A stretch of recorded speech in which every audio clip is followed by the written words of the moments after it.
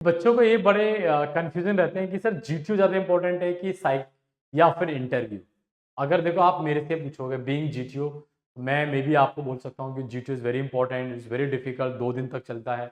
आप किसी साइकोलॉजिस्ट से पूछोगे वो कहेगा नहीं, नहीं साइक बहुत इंपॉर्टेंट है। अगर फिर आपका साइक ही खराब हो गया तो बाकी हर जगह तो आप क्या ही अच्छा करोगे। या इंटरव्यू ऑफिसर बोलेगा नहीं यार, इंटरव्यू ऑफिसर 1 टू 1 इंटरेक्ट करता है।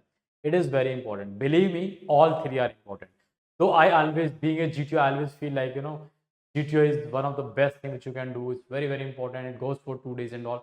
बट सच्चाई ऐसा नहीं है। सच्चाई है कि तीनों को इक्वल पावर है, इक्वल वेटेज है, कॉन्फ्रेंस में उतना ही रोल है।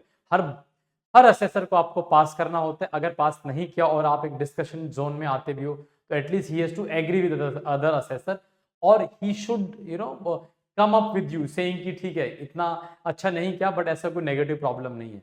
So all three are equally important. Now no one is more or less important. In fact इतना important आप less तो बोल ही नहीं सकते। Why we are saying equally?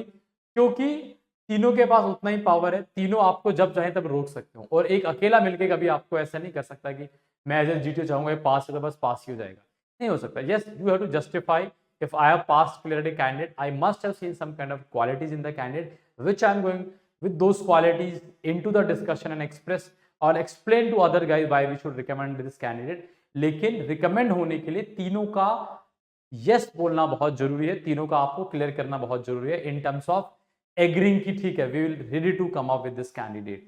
तो all three are equally important। do not have this doubt and all कि भैया साइक के पास ज्यादा पावर है, जीटीयू के पास ज्यादा पावर है, या आईयूएस के पास ज्यादा पावर है। कई बार ऐसा लगता भी है कि अरे इंटरिंग ऑफिसर तो बोर्ड प्रेसिडेंट है, क्या वो ज्यादा पावर लेके रखा हुआ है? कैन ही डिसाइड अगर उसने पास कर दिया तो सबको करना ही पड़ेगा?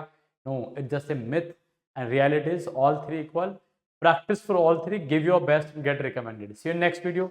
टिल देन, जय हिंद, जय भारत।